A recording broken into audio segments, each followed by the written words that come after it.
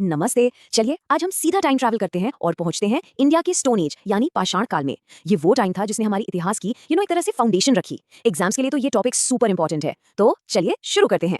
तो ये है हमारा आज का रोड मैप। हम हिस्ट्री के इंट्रोडक्शन से स्टार्ट करेंगे, फिर पाषाण काल का डिवीजन समझेंगे और एंड करेंगे उस टाइम की दो इंपॉर्टेंट कल्चर्स पर। स्टेप बाय स्टेप सब क्लियर हो जाएगा। Let's get started. सबसे पहले एक बेसिक सा सवाल, इतना लंबा टाइम पीरियड है तो हिस्टोरियंस इसे आखिर डिवाइड कैसे करते हैं? Let's find out. तो देखिए, हिस्ट्री को डिवाइड करने के दो मेन तरीके हैं। एक तो है स्क्रिप्ट के बेसिस पर, यानी क्या उस टाइम के लोगों को लिखना आता था, और दूसरा जो हमारे लिए इंपॉर्टेंट है वो है टूल्स यानी उपकरणों के बेसिस पर। और हमारा आज का टॉपिक स्टोन एज इसी टूल बेस्ड डिवीजन का पार्ट है। ओके, तो अब हमें बेसिक डिवीजन क्लियर हो गया है। अब सीधा जंप करते हैं अपने मेन टॉपिक पाषाण काल पर और देखते हैं कि इसे कैसे क्लासिफाई किया गया है। अच्छा, एक इंपॉर्टेंट एग्जाम पॉइंट यहाँ पर, ये जो टर्म है स्टोन एज, ये सबसे पहले किसने यूज किया था ये आपसे पूछा जा सकता है। तो नाम याद रखिएगा, जे थॉमसन। अब जब हम स्टोन एज की बात करते हैं ना, तो ये कोई छोटा मोटा टाइम पीरियड नहीं है। हम बात कर रहे हैं 5 लाख बीसी से लेकर 3000 बीसी तक की। जस्ट इमेजिन कितना लंबा टाइम फ्रेम है ये। मतलब अगर आप कैलकुलेट करें तो ये बनता है करीब करीब 4,97,000 ईयर्स। इतना लंबा टाइम कि इसको इमेजिन करना भी थोड़ा मुश्किल है। ह्यूमन हिस्ट्री का एक मेजर चंक इसी एरा में निकल गया।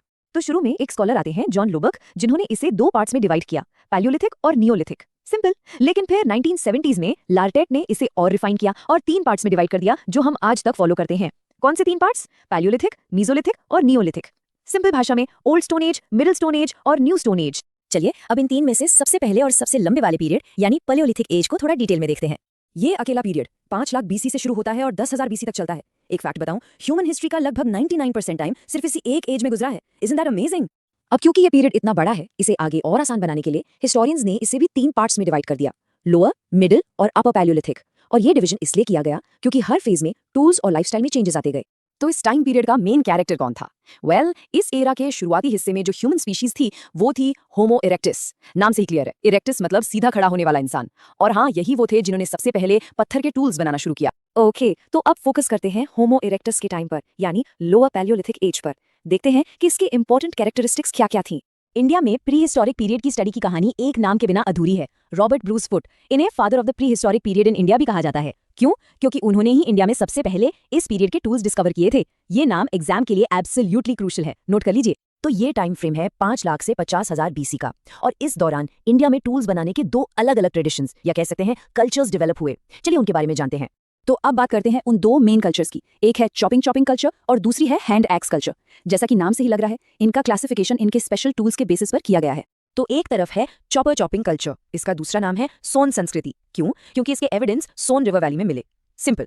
दूसरी तरफ है हैंड एक्स कल्चर, इसका दूसरा नाम है मद्रासियन संस्कृति। गेस क्यों? बिल्कुल सही, क्योंकि इसे पहली बार मद्रास यानी आज के चेन्नई के पास आइडेंटिफाई किया गया था। अब चॉपिंग कल्चर में इंटरेस्टिंग क्या था? वेल, इसमें टूल्स बनाने के लिए रिवर के गोल स्मूथ पत्थरों का यूज होता था, जिनको पेबल्स कहते हैं।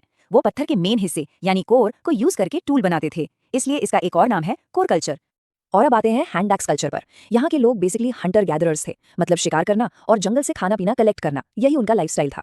भीमबेटका मध्य प्रदेश में एक बहुत ही फेमस साइट है जहाँ इस कल्चर के काफी प्रूफ मिले हैं। ओके, तो अभी तक जो भी हमने डिस्कस किया उसको एक क्विक रिवीजन के लिए इस टेबल में समराइज कर लेते हैं। एग्जाम से पहले एक नजर मारने के लिए ये बिल्कुल परफेक्ट है, सारे की डिफरेंसेस और सिमिलैरिटीज एक ही जगह पर। तो इन सिंपल से पत्थर के टूल्स को देखकर हम उस टाइम के इंसान की इंटेलिजेंस और लाइफस्टाइल के बारे में क्या अंदाजा लगा सकते हैं? बस फैक्ट्स रटने से बेहतर है इस सवाल पर सोचना। यही चीजें ह्यूमन एवोल्यूशन की फैसिनेटिंग स्टोरी से हमें कनेक्ट करती हैं। वीडियो पसंद आए तो लाइक करें और एसएससी स्मार्ट प्रेप को सब्सक्राइब